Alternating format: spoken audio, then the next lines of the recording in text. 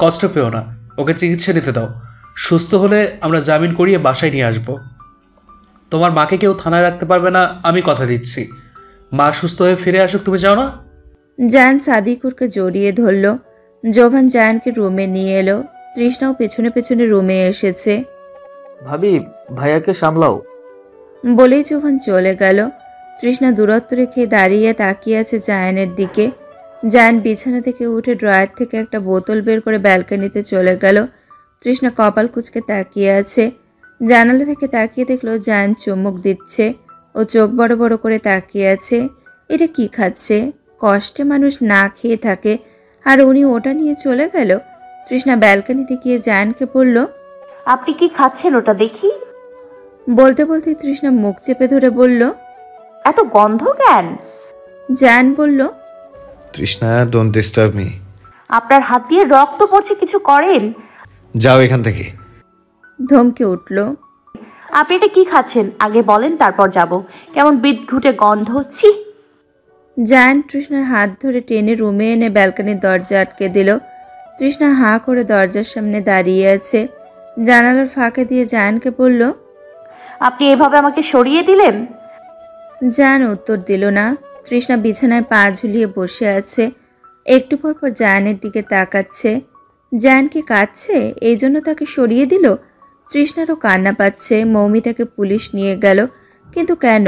তৃষ্ণা ঢোক গিলে আবার জানালার ফাঁকা দিয়ে চেয়ে বলল, আমাকে আপনার কাছে নিন প্লিজ। এভাবে একা গুমড়ে না মরে আমি আপনার সাথে থাকতে চাই, কষ্ট ভাগাভাগি করতে চাই। আমি আপনাকে ভালোবাসি, আপনাকে এভাবে আমি দেখতে পারছি না। জায়ান নড়ল না। তৃষ্ণা ওভাবেই চেয়ে আরও অনেক কথাই বলছে। জায়ান দরজা খুলে দিল। তৃষ্ণা খুশি হয়ে দৌড়ে গেল। জায়ান তৃষ্ণাকে জড়িয়ে ধরে কাঁধে মুখ ঠেকিয়ে চোখ বন্ধ করে নিল। ওর চোখ দিয়ে অশ্রু গড়িয়ে তৃষ্ণার কাঁধ ভিজিয়ে দিচ্ছে। তৃষ্ণা নাক মুখ কুঁচকে আছে, ওর বমি পাচ্ছে। জায়ানের মুখ দিয়ে দুর্গন্ধ আসছে। জায়ান তৃষ্ণাকে ছেড়ে দিয়ে ফ্লোরে বসে পড়ল। তৃষ্ণা ধরেও আটকাতে পারল না। এত শক্তিশালী ভারী মানুষটাকে ধরে রাখা সম্ভব নাকি? তৃষ্ণা জায়ানের পাশে বসে নাক আঁচল দিয়ে চেপে বলল, এমন দুর্গন্ধ আসছে কেন? কি খেয়েছেন কি এটা দেখি? তৃষ্ণা বিয়ারের বোতল হাতে নিয়ে শুকতেই ওয়াক করে উঠল। জায়ান টান দিয়ে বোতল নিয়ে বলল, বাংলায় এটাকে মদ বলে। তৃষ্ণা চোখ কপালে তুলে বলল, ছি, আপনি মদ খান? হ্যাঁ খাই। তোমার কোনো সমস্যা? দাঁতে দাঁত চেপে বলল জায়ান। তৃষ্ণা শক্ত কণ্ঠস্বর শুনে ভয়ে মাথা নাড়িয়ে বলল না। মিনমিনে স্বরে বলল, খারাপ মানুষরা মদ খায় শুনেছিলাম। আমাদের গ্রামে অনেক খায়, আম্মা বলেছে তারা খারাপ। ভালো মানুষ এসব খায় না। আপনি কেন এসব খান? জায়ান তৃষ্ণার দিকে তাকিয়ে গলা ফাটিয়ে হাসি দিয়ে বলল, আমিও খারাপ। না, আপনি ভালো। না, আমি খারাপ। জায়ান তৃষ্ণার গাল ছুঁয়ে দিয়ে হাসল, মাতাল হাসি। মদ খেলেও আমি কিন্তু মাতাল হই না। আজ মাতাল হতে ইচ্ছে করছে তোমার প্রেমেতে। আপনার কি অনেক খারাপ লাগছে মায়ের জন্য? তাকে পুলিশ কেন নিয়ে গেল? জায়ান বলল, কারণ সে একজন আসামি, খুনের আসামি। তাদেরকে তো পুলিশেরাই নিয়ে যাবে, তাই না? তৃষ্ণার মাথায় যেন আকাশ ভেঙে পড়ল। থমকানো গলায় জিজ্ঞেস করল, কি সব বলছেন? ঠিকই বলছি। অসম্ভব। আপনার মা খুনি, এটা আপনি কি করে বললেন? আপনার কি মাথা ঠিক আছে? কি সব উল্টো পাল্টা বকছেন? জায়ান পাগলের মতো হেসে উঠল, যেন হাসির প্রশ্ন করেছে তৃষ্ণা। আমার মাথা ঠিক না থাকলেই ভালো হতো, তাই না? আচ্ছা তৃষ্ণা, আমিও যদি মায়ের মতো পাগল হয়ে যাই, আমার সাথে থাকবে তুমি? এমনি ভালোবাসবে তো? এসব কি ধরনের কথা? কথা ঘুরিয়ে দেবেন না। বলেন কেন খুনি বললেন? কাকে খুন করেছে বলেন? আমার বাবাকে। তৃষ্ণা এবার নিশ্চিত জ্ঞান হারিয়ে পড়েই যাবে। কি সব বলছে উনি? ওনার বাবাকে ওনার মা মারলে সাদিকুর রহমানকে? উফ, মাথা ঘোরাচ্ছে তৃষ্ণার। মদ খেয়ে মানুষ উল্টো পাল্টা বলতে শুরু করে দেয়। একবার ভাইয়াও তো পাড়ার লোকের সাথে খেয়ে বাসায় এসে উল্টো বকছিল। বাবা তো সেদিন মায়ের জন্য লাঠি নিয়ে দৌড়াচ্ছিল। উনি তো নিশ্চিত এসব ছাইপাশ খাওয়ার ফলে উল্টো পাল্টা বকছে। মৌমিতা দিশেহারা হয়ে কল করলো আরাফাতকে। আরাফাত কল রিসিভ করে হ্যালো বলতে মৌমিতা কেঁদে উঠল। কি হয়েছে, কাঁদছো কেন? অবাক স্বরে বলল Arafat. Araf, I am pregnant. Arafat বজ্রপাতের মতো চেঁচিয়ে বলল, হোয়াট আর ইউ ম্যাড? এখন কি হবে আরাফ? বাসায় জানতে পারলে আমাকে মেরে টুকরো টুকরো করে ফেলবে। আমার খুব ভয় লাগছে। এখন একটাই পথ আছে, বেবিটা নষ্ট করতে হবে। মৌমিতা চমকে উঠে বলল, এসব কি বলছো? ও আমাদের সন্তান, আমি ওকে মারতে পারবো না। তুমি কি চাইছো? তুমি বিয়ের প্রস্তাব নিয়ে এসো আরাফ, আমরা বিয়ে করে নিই, তাহলে তো আর কোনো সমস্যা থাকবে না সবাই জানলে, তাই না? হোয়াট, কি সব বলছো? আমি এখনই বিয়ের জন্য উপযুক্ত নই। মানে কি আরাফ? প্রেমের শুরুতে তো বিয়ের জন্য পাগল ছিলে। আমি রাজি ছিলাম না বলে কত কথাই না বলতে, আর আজ যখন রাজি হচ্ছি তখন মত পরিবর্তন কেন করছো? দেখো মৌমি, তুমি আগামীকাল হসপিটালে আসো। যেভাবেই হোক বাচ্চাটা নষ্ট করতে হবে। এক কথা বারবার বলবে না। আমার সন্তান আমি মোটেও মারতে পারবো না। তুমি তোমার বাবা মাকে নিয়ে আমাদের বাসায় আসো। তুমি কিন্তু বেশি বাড়াবাড়ি করছো। আমি বললাম তো এখনই বিয়ে করতে পারবো না, আমার আরো সময় প্রয়োজন। বিয়ের জন্য কতদিন প্রয়োজন? কমপক্ষে 3 বছর। আমি একটু এনজয় করতে চাই। দেখো, প্রেম করছি, এভাবেই চলতে দাও না। যখন বিয়ে হবে তখন তো বেবি হবে। এটার জন্য তুমি আমার সাথে ঝামেলা করো না। কাল সময় মতো সিটি হসপিটালে চলে এসো যান। বলেই ফোন কেটে দিল। মৌমিতা পাথরের ন্যায় বসে আছে, কি করবে মাথায় ঢুকছে না। আরাফাতে এইভাবে পাল্টে চেপে ও ভাবতেও পারছে না। এতদিন নিজেই বিয়ের কথা বলতো, এখন যেই ও নিজে চাইছে বিয়ে তখন উল্টো সুর গাইছে। পরদিন হসপিটালে গেল না মৌমিতা, তা নিয়ে ওদের মধ্যে ঝগড়া হলো। কাজটা তুমি ঠিক করলে না মৌমি। সারাটা দিন আমি হসপিটালের বাইরে দাঁড়িয়ে কল দিয়েছি, তুমি ফোন অফ করে রাখলে। আমি বলেছি তো আমি আমার সন্তানকে মারবো না। ওকে ফাইন, তোমার যা খুশি করো, আমি এর ঝামেলা নিতে পারবো না। কি বললে তুমি? নিজের সন্তানদের ঝামেলা মনে হচ্ছে তোমার এখন? ঝামেলাই তো। শোনো, এই বেবি যতদিন তুমি না নষ্ট না করবে ততদিন আমার সাথে কোনো কন্ট্যাক্ট করবে না। সেদিনের পর আর যোগাযোগ করতে পারেনি মৌমিতা আরাফাতের সাথে। আরাফাত এইভাবে ওকে ঠকিয়ে দেবে ও কল্পনাতেও ভাবেনি। চোখে শুধু নোনা জল আসছিল। এদিকে বাসায়ও বিয়ের প্রস্তাব আসছে, তারা ঠিক করে ফেলতে চাইছে। মৌমিতা না কাউকে বলতে পারছে আর না বিয়ে আটকাতে পারছে। এত অসহায় লাগছিল। আজ মৌমিতাকে দেখতে এসেছে, ও ভেবেই রেখেছে আজ ওর জীবনের শেষ দিন। ভুল মানুষকে ভালোবাসার শাস্তি নিজের জীবন দিয়ে চুকাবে। আমি বিয়ে করব না মা। কেন তোমরা আমার কথাটা বুঝতে পারছো না? মৌমিতার মা বললেন, বাইরে আয় তো একবার, দেখ রাজপুত্রের মতো ছেলে, তোর পছন্দ না হলে ভেঙে দেব। সত্যি আমার পছন্দ না হলে ভেঙে দেবে তো? উজ্জ্বল মুখ করে বলল, ছেলে তোর পছন্দ হবে, আমি শিওর, তাই ভাঙার প্রশ্নই আসে না। মৌমিতা ছলছল চোখে তাকিয়ে রইল মায়ের দিকে। মাথায় ঘোমটা টেনে মেয়েকে নিয়ে বাইরে এলেন। মৌমিতা মাথা নিচু করে বসে আছে, ওর চোখ দিয়ে টপ টপ করে পানি পড়ছে। সামনে থেকে কেউ বলল তাদের দিকে তাকাতে। মৌমিতা চোখ মুছে তাকাতেই চোখ কপালে তুলে ফেলল। বিস্ফোরণ চোখে তাকিয়ে আছে। সামনে ওর মুখোমুখি বসে থাকা আরাফাতের দিকে। এই ছেলেটা বিয়ে করবে না বলে 1 সপ্তাহ ধরে যোগাযোগ করছে না, এখন চলে আসছে বাসায় বিয়ের প্রস্তাব দিয়ে। আসবেই যেহেতু, আমার সাথে কেন ঝগড়া করলো? সারপ্রাইজ দেওয়ার জন্য নাকি? মলিন মুখটা নিমেষে আনন্দে ছেয়ে গেল। মৌমিতা এক দৃষ্টিতে তাকিয়ে আছে আরাফাতের দিকে। ওদের আলাদা কথা বলার জন্য রুমে পাঠানো হলো। মৌমিতা যতটা বিষণ্ণ মুখে বাইরে এসেছিল ততটাই প্রফুল্ল হয়ে ভেতরে এলো। রুমে এসে মৌমিতা আরাফাতকে জড়িয়ে ধরল আর বলল, আরাফ, তুমি সত্যি এসেছো? আমি তো বিলিভই করতে পারছি না। এই 7 দিন আমার কতটা যন্ত্রণায় কেটেছে তুমি জানো? তুমি সারপ্রাইজ দিতে এমন করেছো, তাই বলে এতটা? আমি কত কিছু ভেবে ফেলেছিলাম জানো। একবার তো আমাদের বেবিও নষ্ট করতে চাইছিলাম, পরে ভাবলাম সন্তান বাঁচাতে না পারলে আর নিজে বেঁচে থেকে কি করব, নিজেও আত্মহত্যা করতে চাইছিলাম। সাদিকুর বিস্মিত চোখে তাকিয়ে আছে মৌমিতার দিকে। সব ওর মাথার উপর দিয়ে যাচ্ছে। মৌমিতা সাদিকুরের হাত ধরে বলল, তুমি কথা বলছো না কেন? সাদিকুর ঢোক গিলে বলল। আপনার কথা ভুল হচ্ছে। মৌমিতা কপাল কুঁচকে বলল। মানে কি ভুল হবে? আর তুমি এমন অপরিচিতদের মতো কেন কথা বলছো? মানে হচ্ছে আমি আপনাকে চিনি না, আজকে প্রথম দেখলাম। এটা কি ধরনের ফাজলামো আরাফ? দেখো, এমনিতেই এই কয়দিন আমার অনেক কষ্টে কেটেছে, আর কষ্ট দিও না। বলতে বলতে মৌমিতা সাদিকুরের হাত পেটের উপর রেখে বলল। এখন আমাদের বাচ্চা আছে আরাফ, তুমি তাকে মেরে ফেলতে চাইছিলে প্রথমে, আমি কতটা কষ্ট পেয়েছি জানো? এখন আবার আরেকটা মজা শুরু করেছো। আমার এসব ভালো লাগছে না। আমি আজ অনেক হ্যাপি তুমি এসেছো বলে। আর কষ্ট দিও না এসব বলে, প্লিজ। সাদিকুর হাত টান দিয়ে দূরে সরে বলল। দেখুন, আমি আরাফ নই, আমি সাদিকুর। নামটাও চেঞ্জ করে ফেললে। দেখো, এসব মজা আমার ভালো লাগছে না। এবার সাদিকুর ধমক দিয়ে বলল। আপনি কিন্তু লিমিট ক্রস করছেন। আমি সাদিকুর, মজা কেন করব? আপনি হয়তো কারোর সাথে আমায় গুলিয়ে ফেলছেন। হ্যাঁ?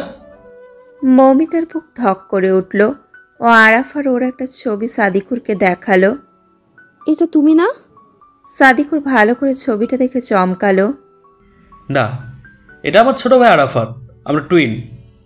মৌমিতা মুখে হাত দিয়ে পিছিয়ে গেল। দুজনের কেউই কথা বলতে পারছে না। দুজনেই বিস্ময়ে হতবিহ্বল হয়ে গেছে। সাদিকুর বেরিয়ে গেল। মৌমিতা থপ করে ফ্লোরে বসে পড়ল। একটু আগেই যে খুশির জোয়ারে ভাসছিল, নিমেষেই সব নিঃশেষ হয়ে গেল। মৌমিতা ফোনে না পেয়ে মেসেজ করে রাখলো আরাফকে, কিন্তু আরাফের কি সেসব দেখার টাইম আছে? মৌমিতা সাদিকুরের সাথে আলাদা দেখা করে সব খুলে বলল। সব শুনে সাদিকুর মাথা নিচু করে ফেলল। কি হলো, কথা বলছেন না কেন? আপনার ভাইয়ের সন্তান আমার পেটে, আপনারা কি এর কোনো ব্যবস্থা নেবেন না? প্লিজ আমাকে সাহায্য করেন, আমি ওকে অনেক ভালোবাসি। সমাজে আমি মুখ দেখাতে পারবো না। আরাফাত অলরেডি বিবাহিত। মৌমিতা কথা বলার ভাষা হারিয়ে ফেলল। আর কি কি শুনতে হবে? আরাফ বিবাহিত? কিন্তু কিন্তু ও যে বলেছিল। জানি না কি বলেছিল, কিন্তু এখন বিবাহিত, আর বিয়েটা করেছে 1 সপ্তাহ আগেই। বলেন কি? তার মানে আমার সাথে যোগাযোগ অফ করে ও অন্য মেয়েকে বিয়ে করেছে, অথচ ও আমায় বলেছিল এখনো বিয়ে করতে চায় না। এখন আমি কি করব? ওর সাথে একবার আমায় দেখা করিয়ে দেবেন প্লিজ। খুব অসহায় কণ্ঠে বলল। সাদিকুর রাজি হলো। সাদিকুর আরাফাতের সাথে দেখা করার ব্যবস্থা করে দেয় মৌমিতাকে। মৌমিতা আরাফাতকে রাজি করতে পায়ে পর্যন্ত ধরে। বিবাহিত আরাফাত, তাও ও সন্তানের জন্য আরাফাতের বউ হতে চায়। সন্তানের পরিচয় ভিক্ষা চায়। আরাফাত সেদিন সবার সামনে ওকে অপমান করে বের করে দেয়। লজ্জা অপমানে মৌমিতা সেই দিনই মরতে চায়। এই মুখ নিয়ে আর বাড়ি যাবে না। সাদিকুর বাঁচায় সেই দিন ওকে, আর নিজে থেকেই বিয়ের প্রস্তাব দেয়। আরাফের শাস্তি আপনি কেন নেবেন? আপনি ভালো একজন লাইফ পার্টনার ডিজার্ভ করেন। আমি ভুল করেছি, এর শাস্তি আমিই ভোগ করব। নিজের জীবনকে উৎসর্গ করে দেব। আমি আপনার জন্য বিয়ে করতে চাইছি না, আমি চাইছি আমার সন্তানের জন্য। এই সন্তান আমার পরিচয়ে বড় হবে। আপনি ওই বাড়ির বউ হওয়ার অধিকার রাখেন। আপনার গর্ভে আমার ভাইয়ের সন্তান, তার সম্পূর্ণ অধিকার আছে বেঁচে থেকে নিজের অধিকার আদায় করে নেয়ার। ভাই তাদের বঞ্চিত করলেও আমি চাই না তারা বঞ্চিত হোক। আপনি আমার বউয়ের পরিচয়ে ওই বাড়ি যাবেন আর নিজের সন্তানদের অধিকার আদায় করে নেবেন। আপনার মতো ভালো মানুষের দেখা আগে কেন পেলাম না বলুন তো? একটা জানোয়ারের পাল্লায় পড়ে আমার জীবনটা নরক হয়ে গেল। হো হো করে কেঁদে উঠল মৌমিতা। খুব তাড়াতাড়ি ওদের বিয়েটা হয়ে গেল। আরাফাত হয়তো ভাবেনি মৌমিতা এই বিয়েটা করবে। আরাফাত বিয়ের কয়েকদিন আগে থেকে মৌমিতাকে কল করে বিয়েটা করতে মানা করেছে অনেক, কিন্তু ধোঁকাবাজের কথায় কান দেয়নি মৌমিতা। বিয়ের কয়েকদিন পরে সবাই জানতে পারে মৌমিতা প্রেগনেন্ট। সবাই বলছিল এত আগেই কেন বাচ্চা নিয়েছে। বিপরীতে মৌমিতা উত্তর না দিলেও সাদিকুর উত্তর দেয়, তিনি চেয়েছেন তাই। 9 মাস সাদিকুর এত কেয়ার করেছে ওর, ও মুগ্ধ হয়ে যায় মানুষটার ওপর। এত ভালো মানুষও হয় বুঝি? একই বাসায় থাকার ফলে আরাফাতের সাথে দেখা হয়। ও দেখা হলে কেমন জানি করে তাকিয়ে থাকে। ওকে দেখলে মৌমিতা আরও চিপকে থাকে সাদিকুরের সাথে। সাদিকুরের সাথে ভালো একটা বন্ধুত্বপূর্ণ সম্পর্ক গড়ে উঠেছে, কিন্তু স্ত্রীর অধিকারও দিতে পারেনি।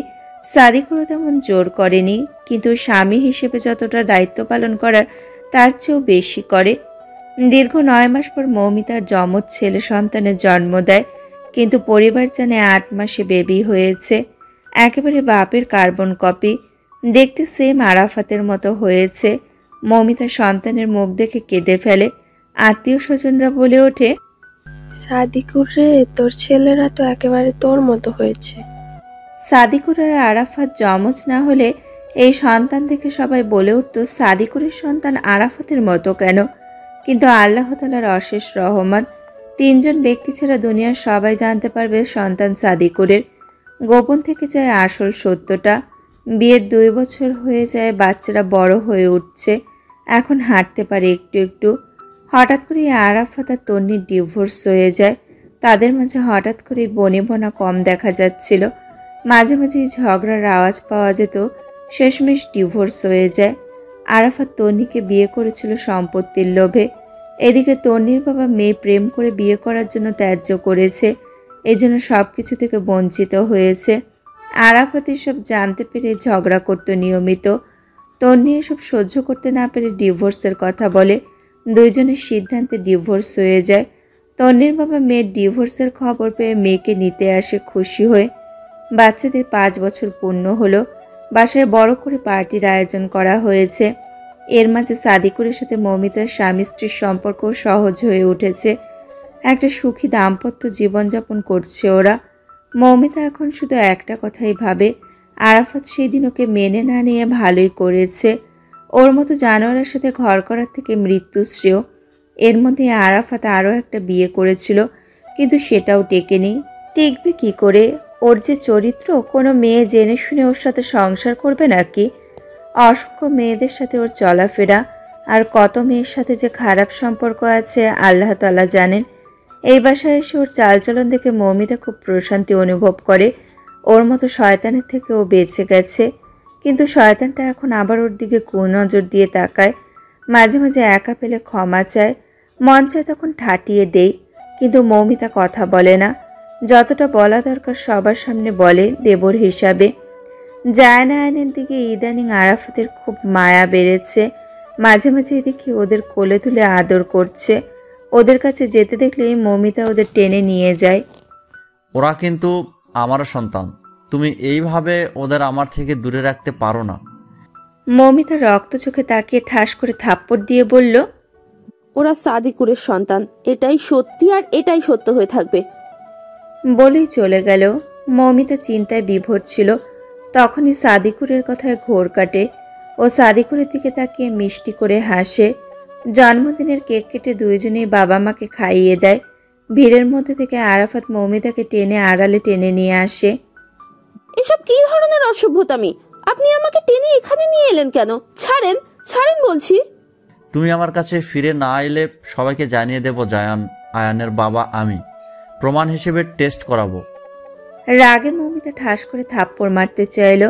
আরাফাত হাত ধরে বলল, ভুল করেও আমায় মারার চেষ্টা করবে না, আমি কিন্তু সব ফাঁস করে দেব। তখন দেখব মুখ কিভাবে দেখাও। তার থেকে ভালো আমার কথায় রাজি হয়ে যাও। আমি, তুমি আর আমাদের সন্তান সবাই মিলে সুখের সংসার করব। মনে পড়ে আপনার পায়ে পর্যন্ত পড়েছিলাম আমি, আপনি কিভাবে তাড়িয়ে দিয়েছিলেন। তখন আমার মাথা ঠিক ছিল না, তোমার মর্ম বুঝিনি। এখন তো চাইছি তুমি ফিরে আসো প্লিজ। জীবন নেও না, আমি সাদিকুরকে ভালোবাসি। আরাফাত মৌমিতাকে জোর করে রুমে নিয়ে দরজা আটকে দেয়। জোর করে মৌমিতার সাথে ঘনিষ্ঠ হতে চায়। মৌমিতা চিৎকার করছে, কিন্তু বাইরে জোরে জোরে গান বাজছে। মৌমিতার চিৎকারে কারো কানে যাচ্ছে না। ধস্তাধস্তির এক পর্যায়ে আরাফাত মৌমিতার শাড়ি টেনে খুলে ফেলে।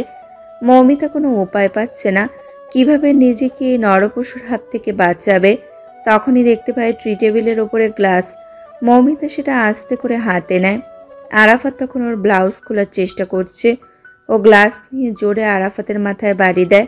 আরাফাত বাড়ি খেয়ে মৌমিতার গায়ের ওপর থেকে সরে এসে উঠে বসে মাথায় হাত দিয়ে। মৌমিতা দরজা খুলতে গিয়েও পারে না। শয়তানটা আবার ছুটে এসে ওকে আটকায়। পাশ থেকে ফুলদানি নিয়ে আরাফাতের দিকে ছুঁড়ে মারে। আরাফাতের কপাল বেয়ে গলগলিয়ে রক্ত পড়ছে। ও ওভাবেই বসে পড়ে বিড়বিড় করে বলে, আমি সবাইকে জানিয়ে দেব জায়ান আয়ান তোর অবৈধ সন্তান। সবাই তোর আর তোর সন্তানের দিকে থুতু ফেলবে। দরজা খুলতে গিয়ে মৌমিতা থেমে যায়। এগিয়ে এসে আরাফাতকে বলে, আমার সন্তানদের সুখ কিনে নিতে চাস? পারবি না তুই। বেঁচে থাকলে না সবাই জানবে। আজ আমি নিজ হাতে তোকে খুন করব। দেখি কিভাবে আমার ছেলেদের দিকে নজর দিস। সন্তানের জন্য একজন মা কতটা সাহসী হতে পারে আরাফাত বুঝতে পারেনি। ও হাসছে মারার কথা শুনে।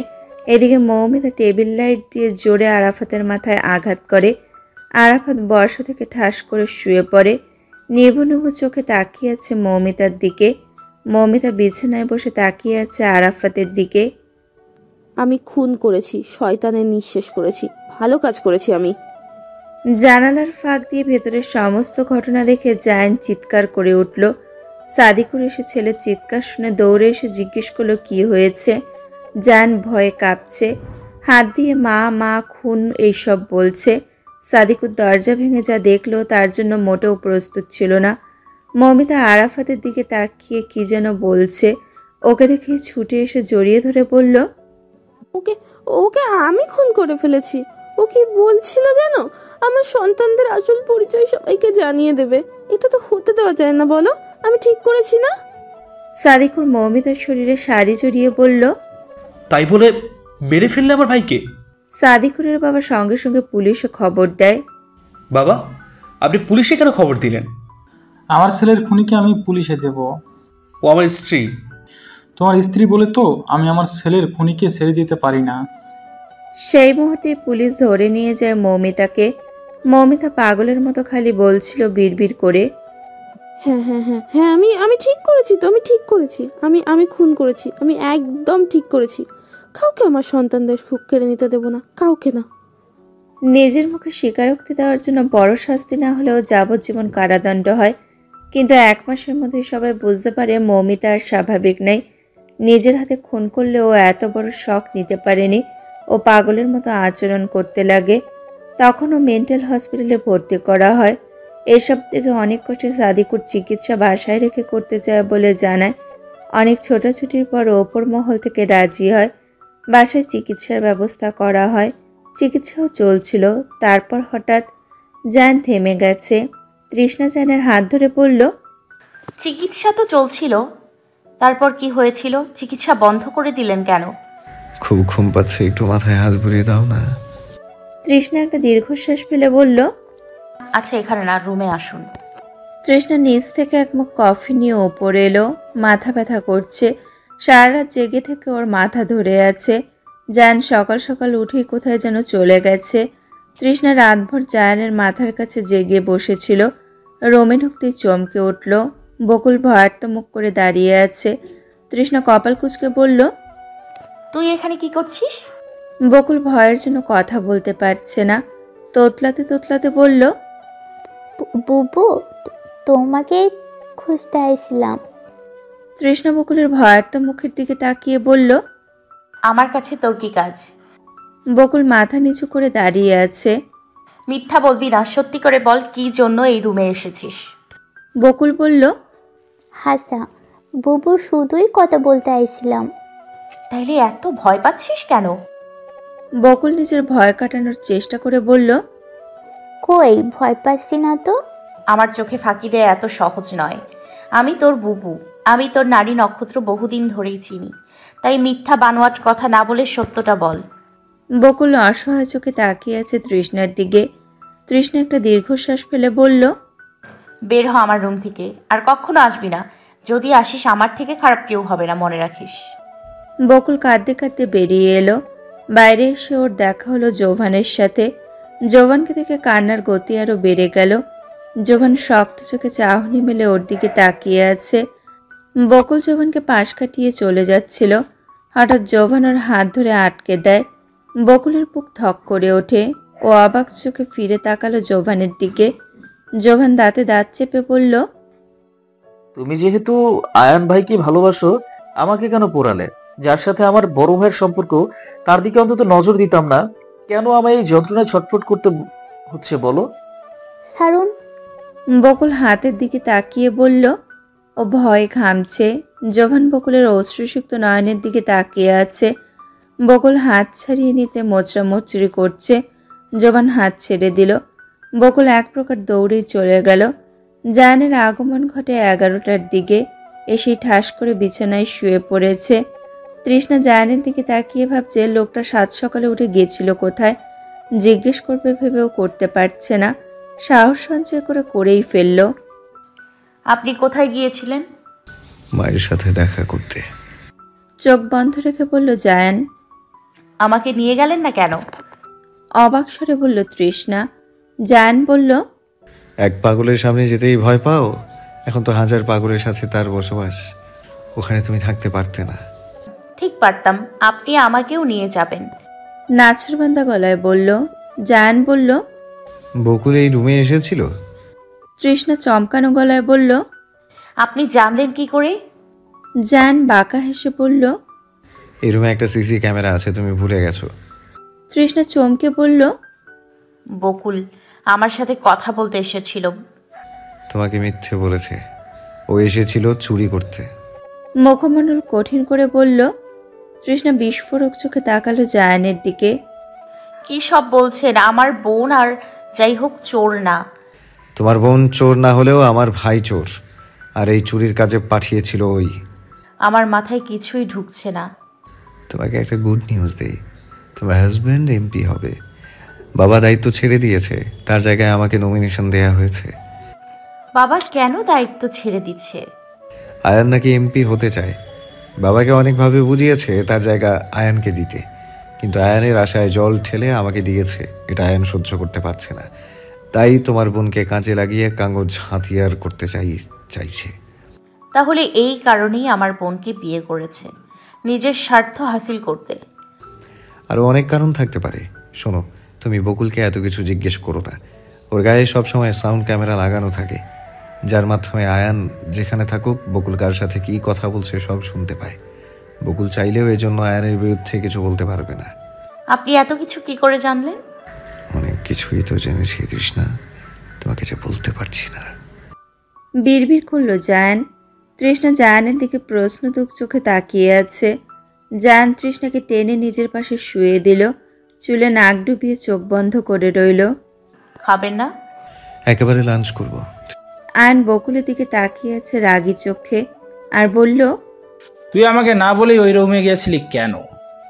বকুল ভয়ে জড়সড় হয়ে বলল, আমি তো আপনার ভালোর জন্য গেছিলাম ওই ফাইল আনতে, আর একটু হলে নিয়ে চলেই আসতাম, কিন্তু সময় মতো বুবু চলে আসার জন্য পারলাম না। আয়ন বকুলের চুলের মুঠি ধরে বলল, তুমি ইচ্ছে করে গেছিস যাতে জায়ান সব বুঝতে পারে, তাই না? বকুল কান্না করে দিয়ে বলল, না, তার লিগা না, আমি তাড়াতাড়ি ফাইল এনে দিয়ে আপনার থেকে মুক্তি পেতে চাইছিলাম। সত্যি আমি দুলাভাইকে কিচ্ছু জানাতে এসব করি নাই। ওই রুমে ক্যামেরা আছে, ফাঁকা রুমে গেলেও সব জেনে যাবে জায়ান। আমাকে ক্ষমা কইরা দেন, আমি জানতাম না এইসব। আমার আদেশ ছাড়া কিছু করবি তো তোরা জানে মেরে দিব। হারাম জাদি। আয়ন বকুলকে রুম থেকে বের হতে বারণ করে চলে গেল। আয়ন টেনশনে আছে। 2 দিন ধরে পায়েলের খোঁজ পাওয়া যাচ্ছে না। মেয়েটা গেল কোথায়? এখনই পায়েলের ঠিকানায় যেতে হবে। এটাকে মেরে ফেললে আর টেনশন নিয়ে থাকতে হতো না। রূপের মোহে পড়ে এখন বিপদ ডেকে আনলো। আয়নের গলা শুকিয়ে আসছে। কোনোভাবে পায়েল জায়নের হাতে পড়লে ওর সব ভেস্তে যাবে। 2 ঘন্টা ড্রাইভ করে হোটেলে এসে পৌঁছালো। এখানে এসেও পায়েলের সন্ধান পেল না। হোটেলে কর্মকর্তাকে ধরে আয়ন কতক্ষণ মারল। স্যার, ম্যাম তো গত পরশু মার্কেটে গিয়েছিল, তারপর আর ফিরে আসে নাই। তোরা আমারে 2 দিন বাদে খবর দিলি কেন? আপনার ভয়ে খবর দিতে সাহস পাই নাই। আয়ন রাগারাগি করে বেরিয়ে এলো। তৃষ্ণা আর জায়ান বসে আছে তৃষ্ণার ভাই ভাবির ছোট বাসায়। তৃষ্ণা জায়ানের দিকে তাকিয়ে কাচুমাচু গলায় বলল, আমরা এখানে কেন এসেছি?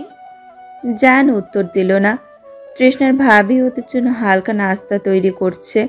তৃষ্ণা জায়ানের থেকে উত্তর না পেয়ে রাগ করে উঠে চলে গেল। জায়ান তৃষ্ণাকে যেতে দেখে তৃষ্ণার ভাইয়ের সাথে কিছু জরুরি কথা বলতে লাগলো। ভাবি কেমন আছো?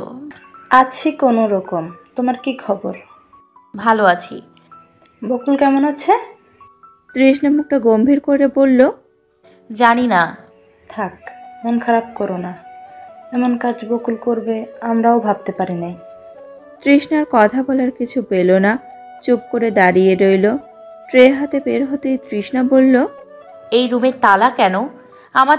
তোমাদের বাসা তো এমনিতেই ছোট, এই রুম বন্ধ করে রাখে কেন আবার?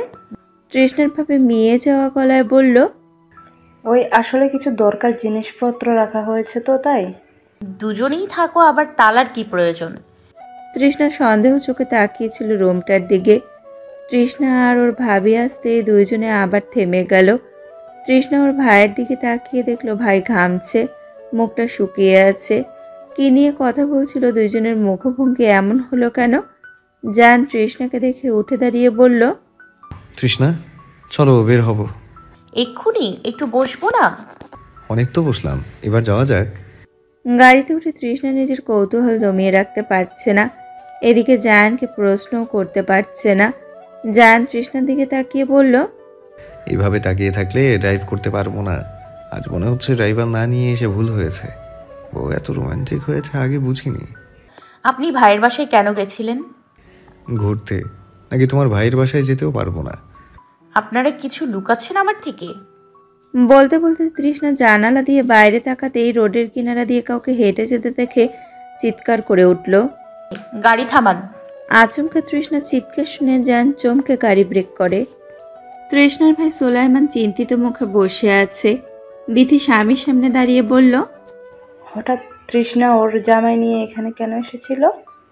সুলাইমান বলল, একটা ঝামেলা করে ফেলেছি। মানে কি করেছো? গত মাসে এক জায়গায় চুরি করতে গিয়েছিলাম, সেটা নাকি তুষার জামাইয়ের পরিচিত কারো বাসা। তাদের বাসায় সিসি ক্যামেরা ছিল, আমাদের সবার মুখ নাকি স্পষ্টভাবে দেখা গিয়েছে। সেটা দেখেছে জায়ান। বিথি মুখে হাত দিয়ে আতঙ্কিত গলায় বলল, কি সর্বনাশ করলে? এজন্য বলেছিলাম কাজ কইরা খাও। না, তোমার তো কাজ করলে পোষায় না। এখন মান সম্মান সব তো গেল, জেলে যাবার জন্য অপেক্ষা করো। এমনিতেই চিন্তায় আছি, আর চিন্তা বাড়াইও না। আমার কথা শোনো, জায়ানের পায়ে পড়ে ক্ষমা চাও, আর চুরি ডাকাতির কাজ বাদ দাও। দরজায় ঠাস ঠাস শব্দ শুনে বিথি বিরক্ত হয়ে উঠে দরজা খুলে দিল। ভেতর থেকে সুজন চিৎকার করতে করতে বেরিয়ে এলো। এতক্ষণ কেউ বন্দি করে রাখে? উফ, এই ঘরে এত গন্ধ কেন? আর একটু হইলে দম আটকাইয়া মরতাম। সুলাইমান বলল, আর যদি তুষার দেখে তুই আমাদের লগে থাকিস কি হতো ভাবতো। তোর বউ মরার সময় দোষ তোর ঘাড়ে পড়ছে, সেটা ভুলে গেছিস? কিন্তু তোমরা তো জানো আমি খুন করি নাই। পলাই না আসলে হয়তো এটা বিশ্বাস করতে, কিন্তু এখন আর কেউ করবে না। মালতী কেন আত্মহত্যা করলো আজও বুঝলাম না। মাঝখান থেকে দোষী হয়ে রইলাম সবার চোখে। বলেই একটা দীর্ঘশ্বাস ফেলল সুজন। কি হয়েছে? গাড়ি মাথায় নিলে কেন থামানোর জন্য? তৃষ্ণা হাত দিয়ে ইশারা করে বলল, ওটা হিমির ভাই না? জান তাকালো। হ্যাঁ, মিহির হেঁটে যাচ্ছে খুঁড়িয়ে খুঁড়িয়ে। সুস্থ হওয়ার পর ওর পা আর ঠিক হয়নি, এক পা খুঁড়িয়ে হাঁটতে হয়। জান গম্ভীর গলায় বলল, হ্যাঁ, ওর জন্য থামাতে বললে? হ্যাঁ, দেখুন কি অবস্থা হয়েছে। অন্যায় করে কখনো কেউ সুখী হতে পারে না। ওনার অবস্থা দেখি সত্যি খারাপ লাগছে। শুকিয়ে কেমন হয়ে গেছে, আবার পাও ঠিক নাই, হাঁটতে পারছে না ঠিক মতো। দেখা হলে এবার যাওয়া যাক, নাকি কথা বলবে? আরে না, ওনার সাথে কি কথা বলবো। বাসায় এসে দেখলো উর্মি আর আরিফ এসেছে। দুজনে হানিমুনে যাবে সেটাই জানাতে এসেছে। জায়ান আর তৃষ্ণাকেও টেনে সোফায় বসালো উর্মি।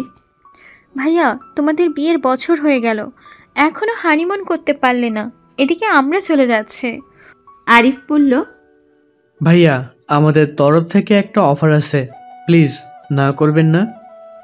জান প্রশ্নবোধক চোখে তাকিয়ে বলল, কিসের অফার? আমাদের সাথে আপনাদের হানিমুন যাওয়ার প্ল্যানটা করে ফেলেছি। উর্মি কানে কানে তৃষ্ণাকে কিছু বলল। তৃষ্ণা লজ্জায় লাল হয়ে উঠল। জান বলল, এখন আমরা কোথাও যেতে পারবো না, অনেক কাজ সামনে পড়ে যাব। উর্মি বলল, ওফ ভাইয়া, তোমার পরে মানে যাবাই না, আমাদের সাথেই যাবে, এটাই ফাইনাল। কি বলো ভাবি? তুমি কিছু অন্তত বলো। তোমার কথা আর যাই হোক, ভাইয়া ফেলতে পারবে না। তৃষ্ণা বোকা চোখে তাকিয়ে আছে উর্মির দিকে। ও কি বলবে আবার? টিকিট জোর করে জায়ানের হাতে দিয়ে উর্মি আর আরিফ চলে এলো। জায়ান রাতে তৃষ্ণাকে জিজ্ঞেস করলো, তুমি কি যেতে চাও? তৃষ্ণা বলল, কোথায়? হানিমুন? না, আমি প্লেন দেখলে অনেক ভয় পাই, আমি ওসবে উঠতে পারবো না। তৃষ্ণার কথা শুনে জায়ান না হেসে পারল না।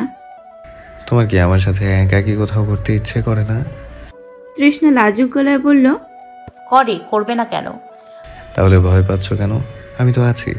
আমি থাকতে আমার বউয়ের কিছু কি হতে পারবে? তৃষ্ণা মাথা নাড়িয়ে না বুঝালো।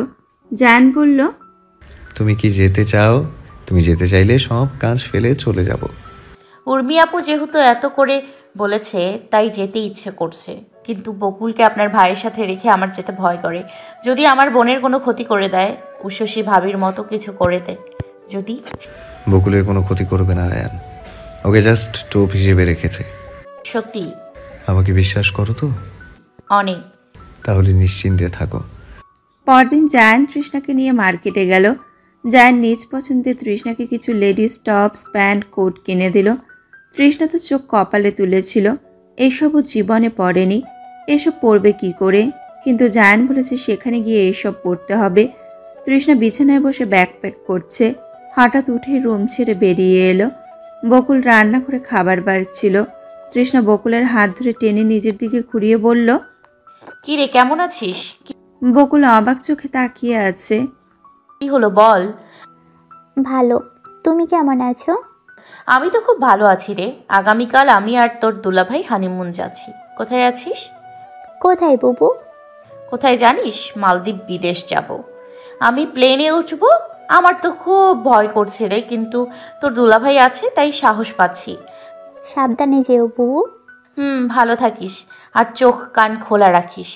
বকুল আচমকাই জড়িয়ে ধরল তৃষ্ণাকে। তৃষ্ণা বকুলের মাথায় হাত বুলিয়ে দিল। আমি জানি এখন তুই আর আমাকে আপন ভাবিস না, তোর আপন ওই আয়ান দেবর। যাই হোক, স্বামী নিয়ে সুখে থাক। তৃষ্ণা চলে এলো। বকুল তৃষ্ণা যাওয়ার দিকে তাকিয়ে রইল। অনেকদিন পর বুবু ওর সাথে একটু ভালো করে কথা বলল। আয়ান জায়ানের মুখোমুখি দাঁড়িয়ে আছে বাগানে। আয়ানের কপালে বিন্দু বিন্দু ঘাম জমে উঠছে। জায়ান বলল, বলো কি জরুরি কথা?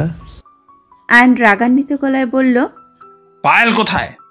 জায়ান কপাল কুঁচকে বলল, পায়েলকে? মিথ্যা বলবি না, আমি জানি তোর কাছেই আছে পায়েল। ওকে দিয়ে তুই আমাকে ফাঁসাতে চাইছিস, তাই তো? তোকে ফাঁসাতে কোনো মেয়ের দরকার হবে না, তুই এমনিতেই ফেসে আছিস। দেখ জান, আমার মাথা গরম করবি না। ভালো মতো জিজ্ঞাসা করছি, পায়েল কোথায় বল। তোর মাথা গরমের ধার আমি ধারি না। আর শোন, আমি কোনো পায়েলকে চিনি না। উষসী নার্সকে চিনিস তো? রাগে ফেটে পড়ে বলল, হ্যাঁ, ওকে আমি এখনো খুঁজছি, পাইনি। পেয়ে গেলে তোকে কেউ বাঁচাতে পারবে না, মনে রাখিস। আঙুল উঠিয়ে বলল জায়ান। আয়ন হতবুদ্ধি হয়ে তাকিয়ে আছে। জায়ান ভেতরে চলে গেল। আয়ন বাগানে লাথি মেরে বলল, পায়েল জায়ানের কাছে না থাকলে আছে কার কাছে? কে ওকে উঠিয়ে নিল? কেন যে ওটাকে বাঁচিয়ে রেখেছিলাম, আমার স্বপ্ন খেটে দেয়। ভয়ে আয়ন ঘামতে লাগে। কয়েকজনকে কল করে পায়েলের খোঁজ নিতে বলে রুমে আসে। বকুল ফ্লোরে বিছানা করে শুতে নিচ্ছিল। আয়ন এসে রাগান্বিত গলায় বলল, বের হ আমার রুম থেকে, অন্য রুমে যা, আমার রুমে তোকে যেন না দেখি। ভয়ে বকুল রুম ছেড়ে বেরিয়ে আসে। আয়ন একটা কাজের মহিলাকে ডেকে অন্য রুমে নিয়ে যেতে বলে বকুলকে। পায়েল কোথায় আছে সেই টেনশনে আয়নের দিশেহারা অবস্থা, আর কিছুইও ভাবতে পারছে না। তুমি পাগলটাকে দেখতে গিয়েছিলে? জেসমিন জহুরি নজরে চেয়ে বললেন। সাদিকুর বললেন, হ্যাঁ, খুব কান্না করলো। ওখানে নাকি অনেক কষ্ট দেয়। পাগল ভালো হলে তুমি আমায় তালাক দিবে? মানে কি? 2 বউ নিয়ে সংসার করবে? দেখো, মেজাজ খারাপ করো না। দেখো, আমি জানি তুমি তারে ভালোবাসো, কিন্তু তুমি ভুলে যাবে না আমি তোমার সন্তানের মা। আমি জায়ান আর আয়ানকে মানুষ করেছি। ওরা আমার সন্তান না হলেও আমি ওদের নিজের সন্তানের থেকে বেশি আদর স্নেহ দিয়ে বড় করেছি। সে ফিরে আসলে তুমি আমার প্রতি অন্যায় করতে পারো না। আমার অধিকার আমি ছাড়বো না, একটুও না। সাদিকুর দীর্ঘশ্বাস ফেলে বলল, দয়া করে থামো, তোমার অধিকার কেউ কেড়ে নেবে না। আর মৌমিতার প্রতি নিজের হিংসা জমা রেখো না। কি করলে? আমি হিংসা করি? কি বললে? আমি হিংসা করি? ওই পাগলকে আমি হিংসা করতে যাব কেন? কোন দুঃখে? কি আছে ওর? রাগে চেঁচিয়ে উঠল জেসমিন। সাদিকুর ঝামেলা থেকে মুক্তি পেতে রুম থেকে বেরিয়ে এলো। তার নজরে পড়ল বকুল বালিশ নিয়ে অন্য রুমে যাচ্ছে। তিনি কিছু একটা চিন্তা করে আয়নের কাছে গেল। আসবো? বাবা আসো, কিছু বলবে? সত্যি করে বলতো, তুই বড় বৌমার বোনকে বিয়ে কেন করেছিস? আয়ন বলল, ভালোবেসে যা বাবা, আমি বকুলকে ভালোবাসি তাই বিয়ে করেছি। একা একা করলি কেন? আমাদের জানালে কি হতো? জায়ানও তো একাই করেছিল। সবকিছুতে জায়ানকে ফলো করিস, লজ্জা করে না? হ্যাঁ, নিজের বলতে কিছু কি নাই নাকি? আয়ন লাল চোখে তাকালো সাদিকুরের দিকে। বাপকেও এখন অসহ্য লাগছে ওর। মালদ্বীপে 1 সপ্তাহ কাটিয়ে দেশের মাটিতে পা রাখল জায়ান, তৃষ্ণা, আরিফ ও উর্মি। প্রথমবার দেশের বাইরে যাওয়ার অভিজ্ঞতা অর্জন করল তৃষ্ণা। সময়গুলো অনেক বেশি ভালো কেটেছে। নতুন সব কিছুর সাথে পরিচিত হয়েছে। নতুন এক জগৎ থেকে ঘুরে এসেছে। উচ্ছ্বাস প্রকাশ করতে পারছে না। বাসার সবার জন্য কিছু না কিছু উপহার এনেছে তৃষ্ণা নিজে পছন্দ করে। 4 জন আলাদা হয়ে গেল এয়ারপোর্ট থেকে। 2টো গাড়িতে উঠে বসলো নিজেদের থেকে বিদায় নিয়ে। তৃষ্ণা উত্তেজনায় এটা ওটা বলছে জায়ানকে। জায়ান তৃষ্ণার দিকে তাকিয়ে বলল, তৃষ্ণা, তোমার জন্য আরেকটা সারপ্রাইজ আছে। তৃষ্ণা ভ্রুকুটি করে বলল, কি সারপ্রাইজ? বাসায় গেলেই দেখতে পাবে। শুনুন না, আমি না বকুলের জন্য উপহার আনছি, দেব কি করে? কেন, তোমার হাত নেই? উফ, সেটা নয়, ওর ওপর আমার অনেক রাগ নিয়ে উপহার দিতে কেমন জানি লাগছে। তাহলে রাগ ছেড়ে ফেলে দাও, তাহলে আর কোনো রকম লাগবে না।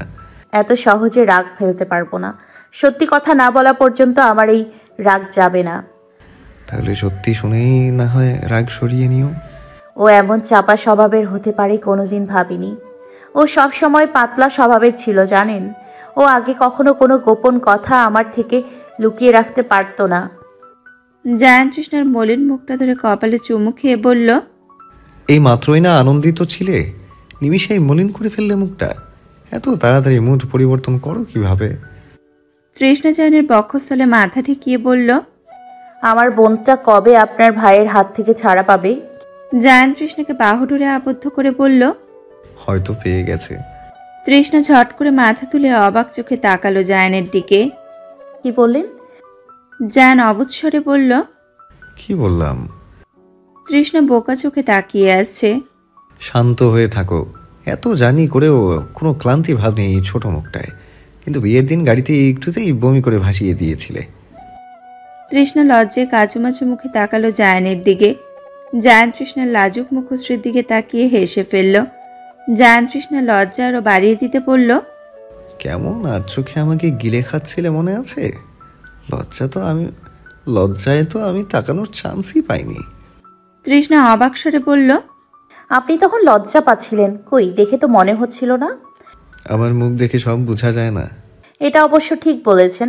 আপনি তো সব সময় রাগী গম্ভীর মুখ করে থাকেন। আমি তো আগে ভাবতাম আপনি হাসতেই পারেন না। এখন তো মাঝে মাঝে হাসেন। রকচটা গম্ভীর মানুষটার হাসিটা দারুণ সুন্দর। জায়ান তৃষ্ণার কথা শুনে শব্দ করেই হেসে উঠল। প্রেমে পড়ার মতো সুন্দর? তার থেকেও বেশি।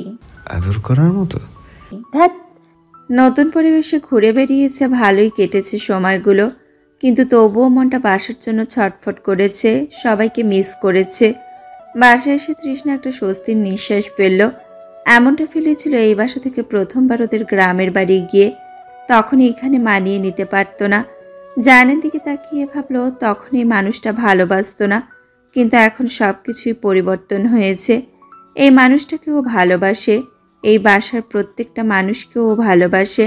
বিদেশে গিয়ে ও সবাইকে অনেক মিস করেছে। সদর দরজা পেরিয়ে যেতে কোথা থেকে দৌড়ে এসে জড়িয়ে ধরলো বকুলকে। বকুলকে দেখে তৃষ্ণা কিছুক্ষণ থমকে যায়। বকুল তৃষ্ণাকে ছেড়ে জিজ্ঞেস করে, বুবু? তৃষ্ণা বিস্ময় প্রকাশ করতে পারছে না। বকুল সালোয়ার কামিজ পরে দাঁড়িয়ে আছে, মুখে হাসি। বুবু, আমার তোমার লগে অনেক কথা আছে। তৃষ্ণা নিজের হতভম্ব দৃষ্টি সংযত করে বলল, তোর এই বেশ কেন? বকুল কিছু বলতে যাবে জায়ান বলে উঠল, এখন আমি তোমার বুবু দুজনেই ক্লান্ত বকুল। তোমার কথা কি পরে শুনলে চলবে? চলবে দুলাভাই। বকুল তৃষ্ণাকে ছেড়ে দাঁড়ালো। তৃষ্ণা এখনই সব শুনতে চায়, কিন্তু জায়ান সেই সুযোগ দিল না। তৃষ্ণাকে টেনে ওপরে নিয়ে এলো। তৃষ্ণা জায়ানের দিকে শুধু প্রশ্ন ছুড়ে দিচ্ছে, আপনি আমাকে টেনে নিয়ে আসলেন কেন? আমি এক্ষুনি সব শুনতে চাই। বকুল আমায় না বলতে চায়। জায়ান তৃষ্ণার ঠোঁটে আঙুল চেপে ধরে বলল, চুপ, এত জোর কোথা থেকে আসে? হ্যাঁ, তাড়াতাড়ি চলো, আগে গোসল করবে, খাবে, ঘুমোবে, দেন সব শুনবে, আমিও শুনবো। তৃষ্ণার প্রতি উত্তর করতে চাইলে জায়ান তৃষ্ণাকে জোর করে এখনই গোসলের জন্য রাজি করায়। তৃষ্ণা জায়ানের সাথে জোরাজুরি করে পারে না। আপনি আমার সাথে আসছেন কেন? তৃষ্ণা জায়ানকে বাথরুমে ঢুকতে দেখে বলল। জায়ান বলল, আজ এর সাথে গোসল করব। না না না, একদম না, আপনি বের হন। তৃষ্ণা, আমি খুব ক্লান্ত, ওয়েট করতে পারবো না। তৃষ্ণা বলল, আচ্ছা তাহলে আপনি আগে করেন, আমি অপেক্ষা করি। বলেই তৃষ্ণা বেরিয়ে আসতে চাইলো বাথরুম থেকে। জায়ান তৃষ্ণার হাত ধরে টেনে দরজা আটকে বলল, আমরা একসাথে শাওয়ার নেব। তৃষ্ণা জায়ানকে ঠেলে সরিয়ে উঠে বসলো। ঘুমাবে না বলেও কখন ঘুমিয়ে গেল। জায়ান খাবার খাইয়ে জোর করে ওকে জাপটে ধরে শুয়েছিল। মনের ভিতর উসফুস করছে সব জানতে। এদিকে ওর বর ওকে আটকে দিচ্ছে শুধু। তৃষ্ণা ঘুমন্ত জায়ানের দিকে তাকিয়ে ভেঙচি কেটে নেমে যাবে বিছানা থেকে। জায়ান তৃষ্ণার হাত ধরে এক টেনে বুকের ওপরে ফেলে দেয়। তৃষ্ণা চমকে ওঠে। আপনি ঘুমাননি? তুমি যেভাবে ধাক্কা দিয়েছো, এখনো ঘুম থাকে নাকি? আমার ঘুম নষ্ট করার জন্য তোমার আজকে আর ওঠা হবে না। এমন করবেন না, আমি শুনেই চলে আসবো, প্রমিস। নো। দয়া করেন, আমি এভাবে শান্তি পাচ্ছি না। অগত্যা জায়ান উঠে বসে। চলো রহস্য উন্মোচন করেই আসি। জায়ান আর তৃষ্ণা মালদ্বীপ যাবার 2 দিন পর বাসায় পুলিশ আসে। পুলিশের সাথে আসে উশসীর ভাই। সাদিকুর বাসায় ছিল না, আয়ন রুমে ছিল। পুলিশ আসার খবর পেতে ও ভয়ে ঘামতে থাকে। জেসমিন চেঁচিয়ে ডাকছে আয়নকে, কারণ পুলিশ আয়নকে খুঁজছে। আয়ন পেছনের দরজা দিয়ে পালাতে চায়। এদিকে পুলিশ সেই রাস্তাও ঘেরাও করে ফেলেছে। আয়ন চোরের মতো মুখ করে বলে, আমায় কোন প্রমাণের ভিত্তিতে আপনারা অ্যারেস্ট করতে আসছেন? একবার কিন্তু ছেড়ে দিতে হয়েছিল, ভুলে যাবেন না। এবার আমাকে থানায় নেওয়ার চেষ্টা করলে আমি কিন্তু বাবাকে বলে আপনার চাকরি খেয়ে দেব। অফিসার কিছু বলল না, তাচ্ছিল্য হাসি দিল। উশসীর ভাই বলল, থানায় চল, তোর প্রমাণ সেখানেই অপেক্ষা করছে। মানে? পুলিশ অফিসার নিজের ফোন বের করে আয়নকে পায়েলের ছবি দেখিয়ে বলল, দেখুন তো এই মেয়েকে চেনেন নাকি? আয়ন চোখ বড় বড় করে তাকিয়ে আছে, কথা বলতে পারছে না। তোতলানো গলায় বলল, না না না, কে কে কে মেয়ে? ভয়ের আত্মা উড়ে যাওয়ার অবস্থা। পায়েল পুলিশের কাছে গেল কি করে? তাহলে কি উশসীর ভাই এই কাজ করেছে? পায়েলের সন্ধান নেই, সেই বের করেছে। ভয়ে আয়ন ঘামতে শুরু করেছে। থানায় যাওয়া থেকে কেউ ওকে আটকাতে পারল না, আর জেসমিন ছাড়া আটকানোর কেউ ছিলও না। বকুল সবটা অবাক নয়নে দেখছিল। আয়নকে নিয়ে যাওয়ার পরে জোভান ওকে নিয়ে নিজের রুমে আসে, আর ওর গায়ে থেকে সাউন্ড ক্যামেরা খুলে ফেলে দেয়। বকুল বিস্ফোরণ চোখে তাকিয়ে বলল, এই যন্ত্র আমার পায়ে আছে আপনি জানলেন কি করে? জায়ান ভাইয়া বলেছে। দুলাভাই জানলো কি করে? ভাইয়ার পক্ষে কোনো কিছু জানা অসম্ভব নয়। আয়ানকে পুলিশ কেন ধরে নিয়ে গেল? জোভান শক্ত গলায় বলল, হাজবেন্ডকে পুলিশ নিয়ে গেল, দেখি কি কষ্ট লাগছে।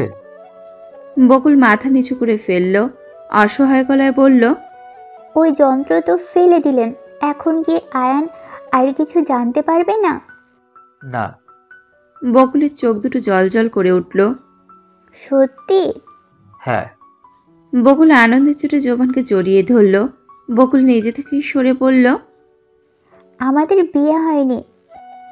জোভান নির্বিকার ভঙ্গিতে বলল, জানি। বকুল চোখ কপালে তুলে বলল, কিভাবে? জায়ান ভাই বলেছে। দুলাভাই এটাও জানতো? হ্যাঁ।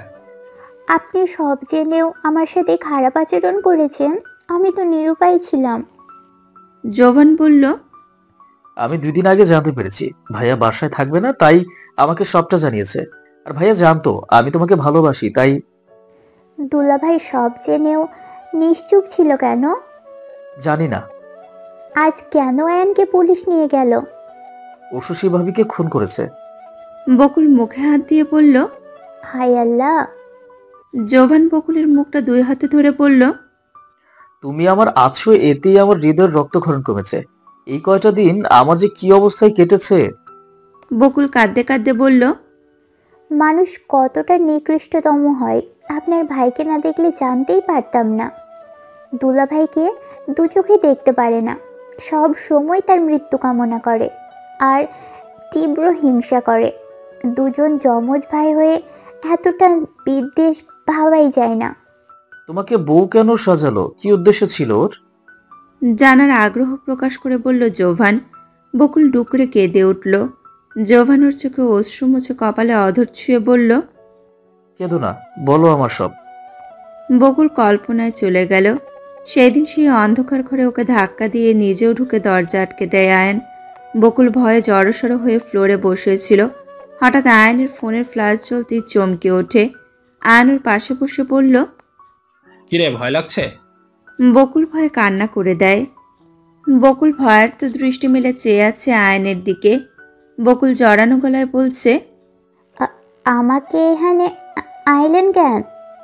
আয়ন বকুলের কথায় পাত্তা না দিয়ে উঠে ফোনের ফ্ল্যাশ জ্বালিয়ে রুমে কিছু একটা খুঁজতে লাগে। বকুল কাপা পায়ে উঠে দাঁড়ায়। রুমের দরজার দিকে এক পা দুই পা করে হেঁটে যাচ্ছে। ওর শরীর মাত্রাতিরিক্ত কাঁপছে। ভয়ে জুবুধুবু বুক নিয়ে দরজার কাছাকাছি এলো। পালিয়ে যাচ্ছিস? ভয়ে আঁতকে দাঁড়িয়ে পড়ে বকুল। ভয়ে ঢোক গিলে বলল, আমি বুবুর কাছে যাব। আয়ন বাঁকা হেসে এগিয়ে এলো। বকুলের সামনে এসে দাঁড়ালো। বকুল ভয়ে জড়সড় হয়ে দাঁড়িয়ে আছে। আয়ন একটা শয়তানি হাসি দিয়ে তাকিয়ে আছে বকুলের দিকে। বকুল কিছু বলতে যাবে, আয়ন বকুলের মুখে একটা স্প্রে করতে বকুল ঢলে পড়ে আয়নের উপর। আয়ন বকুলকে সবার অগোচরে বের করে আনে। সবাই তখন গায়ে হলুদের অনুষ্ঠানে ব্যস্ত ছিল। সেই সুযোগটাই কাজে লাগায় আয়ান। বকুলে যখন জ্ঞান ফিরে ও নিজেকে একটা বিছানায় শোয়া অবস্থায় পেল, চোখ পিটপিট করে তাকিয়ে ধরফড়িয়ে উঠে বসলো। ভয়ার্ত দৃষ্টিতে এলোমেলো চোখের পাতা মেলে চারপাশে তাকালো। ভাঙাচোরা একটি চৌকিতেও শুয়ে আছে। রুমে একটা ভাঙা চেয়ার ছাড়া কিছুই নেই। বকুল লাফ দিয়ে বিছানা থেকে উঠে দাঁড়ালো। এটা কোথায়, কিভাবে এলো? আয়নের কথা মাথায় আসতেই ও চমকে উঠল। তাহলে কি তিনি এখানে নিয়ে এসেছেন? কিন্তু কেন, কিভাবে যাবে বুবুর কাছেও? ভয় ডুকরে কেঁদে উঠল বকুল। দরজার কাছে গিয়ে ধূপধাপ শব্দ করে বাড়ি দিয়ে, কেউ আছেন? দরজা খুলুন দয়া কইরা। অসহায় কণ্ঠে বলতে লাগে। খট করে শব্দ করে দরজা খুলে গেল। বকুল বুকে হাত চেপে পিছিয়ে গেল। ভয় ওর সারা শরীর কাঁপছে। আয়ন গটগট পায়ে ভেতরে প্রবেশ করলো। বকুল ফুল। বকুল আতঙ্কিত গলায় বলল, আপনি আমারে এটা কোথায় নিয়ে আসছেন? আমি বাড়িতে যাব, বাবা মায়ের কাছে যাব, আমি বুবুর কাছে যাব। একসাথে তো দুই জায়গায় নিয়ে যেতে পারবো না। আমাকে বাড়িতে আসেন, আমি আর কোনো দিন শহরে আসবো না, আমাকে ছাইড়ে দেন। কান্না করে দিয়ে বলল। আয়ন বলল, বকুল ফুল, তোমার সাথে আমার কিছু জরুরি কথা আছে। তুমি যদি আমার কথা মতো কাজ করো তাহলে আমি তোমাকে তোমার বাড়ি দিয়ে আসবো, আর যদি না শোনো তাহলে তোমাকে মারতে আমার হাতটা একটুও কাঁপবে না। এমনিতেই তোমাকে কিডন্যাপ করে তোমার চোখে খারাপ হয়ে গেছি, তা তোমাকে বাঁচিয়ে রেখে লাভ নেই। মৃত্যুর কথা শুনতেই বকুল আঁতকে ওঠে। জন্ম নিলে মৃত্যু অবধারিত, তবুও মৃত্যুর কথা শুনতে অজানা ভয়ে কেঁপে ওঠে সবাই। আর যখন তা দুয়ারে দাঁড়িয়ে আছে তখন তো কথাই নেই। বকুল ভয়ে ঘামতে শুরু করে দেয়। আমারে মারবেন না, আমি কি করেছি? আমাকে মারবেন কেন? আয়ন বলল, তুই কিছু করিস না, করছে তোর বোন তৃষ্ণা। বকুল চোখ কপালে তুলে বলল, বুবু কি করেছে? তৃষ্ণার জন্য আমাকে জায়ান এত কষ্ট দিয়েছে। সামান্য একটু ছুঁয়েছিলাম বলে জায়ান অমানসিক অত্যাচার করেছে আমায়। আমি আজও ভুলি নেই। একজনকে তার শাস্তি দিয়েছি, এখন রয়েছে তোর বোন আর বোন জামাই। মনে মনে বলল, উষসীকে মেরে তাও মনে জ্বালা একটু হলেও মিটেছে। আমারে মাইরে ফেললাম তাও ভালো, কিন্তু আমার বুবুর কোনো ক্ষতি আমি করতে দিব না আপনারে। তুই আটকাবি আমারে? দুলা ভাইরে আমি সব বইলা দিব। কি করবে?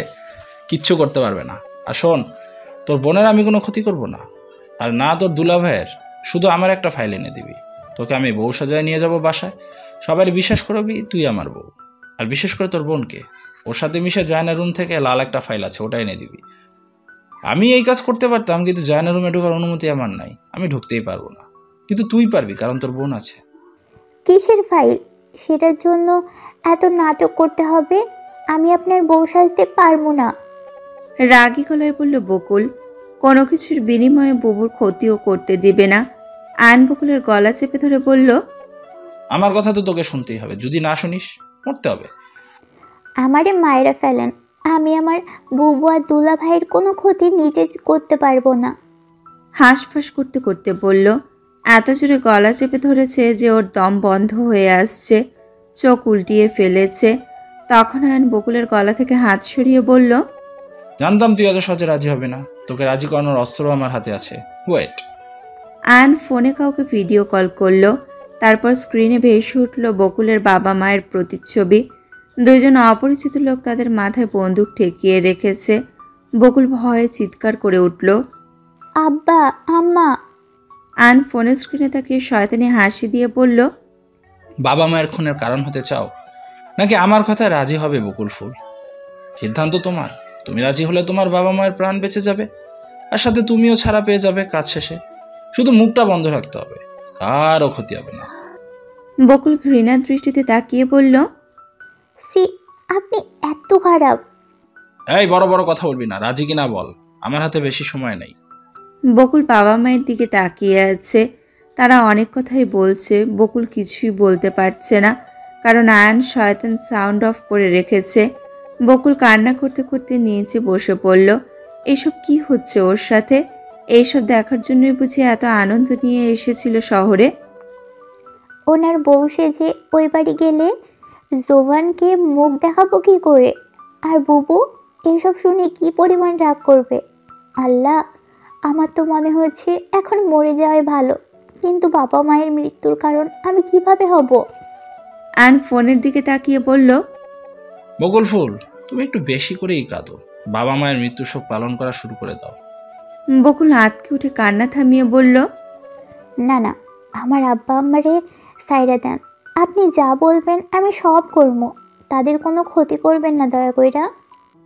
বকুল জানে না ওই ফাইল দিয়ে কি করবে, কিন্তু বুঝতে পারছে ওটা কোনো দরকারি জিনিস। বকুল রাজি হতে আয়ন খুশিতে রুম ত্যাগ করে, আর বকুলের বাবা মায়ের দিকে তাকিয়ে বলে, আপনাদের ছোট মেয়ে আমার কাছে বন্দি, ভুলেও এসব তৃষ্ণা বা জানকে জানাতে যাবেন না। যদি জানিয়েছেন কাউকে, তাহলে আমি কিন্তু আপনাদের আদরের মেয়ে বকুলকে খুন করে ফেলবো। তখন সারা জীবনের জন্য মেয়েকে হারাবেন। বাসায় বউ করে নিয়ে যাব, তখন এসে একটু ফ্যামিলি ড্রামা করে যাবেন। ওকে? আমার কথা মতো চললে আপনার মেয়েও ভালো থাকবে, আপনারাও ভালো থাকবেন। তৃষ্ণার বাবা মা ভয়ে স্বীকার করতে লাগে। এমন পরিবারে তাদের তৃষ্ণাকে বউ করে পাঠিয়েছে ভাবতেই ভয়ে কাঁপতে লাগে। ধনী পরিবার থেকে সম্বন্ধ আসতেই বিয়ে দিয়ে দিয়েছে, একবারও ভালো করে খোঁজও নেয়নি। যার ছোট ভাই এমন, তার বড় ভাই না জানি কত খারাপ। জায়ানদের পরিবারের প্রতি তীব্র ঘৃণা সৃষ্টি হলো তাদের মনে। দুই মেয়ের চিন্তায় তারা মাথায় হাত দিয়ে বসে পড়ে। বকুলের জন্য কাউকে কিছু বলতে পারছে না, না সইতেও পারছে। আয়নের সামনে এসে উপস্থিত হয় জায়ানের ড্রাইভার মজিদ এসে বলল, আয়ান স্যার, এবার আমার সিটিটাকে ছেড়ে দিন। আমি তো আপনার কথা মতো জায়ান স্যারকে মিথ্যা বলেছি আমি তৃষ্ণা ম্যাডামের বোনকে আনিনি। সে আমার কথা বিশ্বাসই করেছে। ভেরি গুড, তোমার ছেলে বাসায় পৌঁছে গেছে, তুমি কথা রেখেছ, আমিও কথা রেখেছি। মজিদ খুশি হয়ে ধন্যবাদ বলে বেরিয়ে আসতে পা বাড়ায়। তোমার ছেলেকে ছেড়ে দিলেও তোমাকে ছাড়তে পারবো না মজিদ। মজিদ থমকে দাঁড়িয়ে পড়ে। আয়ন বন্দুক বের করে গুলি করে মজিদকে। মজিদ দৌড়ে পালাতে চেয়েও পারে না, ঠাস করে ফ্লোরে পড়ে যায়। মজিদ পড়ে গিয়ে বলল, আমি মরে গেলে আমার পরিবার কিভাবে চলবে স্যার? আমায় ছেড়ে দিন, আমি আপনার সব কথা শুনবো। তুই আমার কথা শুনবি আমি জানি, কিন্তু জায়ান তোর পেট থেকে কথা বের করার ক্ষমতা রাখে, আমি তো রিস্ক নিতে পারবো না। বকুলকে একটা শাড়ি এনে দেয় আয়ান। তারপর ওকে নিয়ে বাসার উদ্দেশ্যে রওনা হয়। তারপর সবটা আয়নের পরিকল্পনা মতোই চলে। বকুল আয়নের হাতের পুতুল হয়ে যায়। বাবা মায়ের জন্য আয়ন যা বলে তাই করে। আয়নের চোখের আড়ালে কাউকে সব ষড়যন্ত্রের কথা জানাতে পারে না বকুল। তৃষ্ণার বাবা আয়নের খবর শুনে মেয়ে শ্বশুরবাড়ি ছুটে এসেছেন। এসেই তিনি দুই মেয়ে নিয়ে গ্রামে ফিরে যাবেন বলছেন। এই বাসায় আর এক মুহূর্ত থাকতে দেবেন না মেয়েদের। মরতে মরতে আয়ানের হাত থেকে বকুল রক্ষা পেয়েছে, তৃষ্ণাকে কিভাবে এমন পরিবারে রাখবে? এক ছেলের এমন স্বভাব, বাকি সবাই যে ভালো তার গ্যারান্টি কি? তিনি কাউকেই বিশ্বাস করতে পারছে না। তার জায়ানকেও সন্দেহ হচ্ছে। তাহেরের এমন কথা শুনে জায়ানের মাথা গরম হয়ে গেছে। শ্বশুর বলে এখনো মাথা ঠান্ডা করে আছে, কিন্তু কতক্ষণ রাখতে পারবে তা জানা নেই।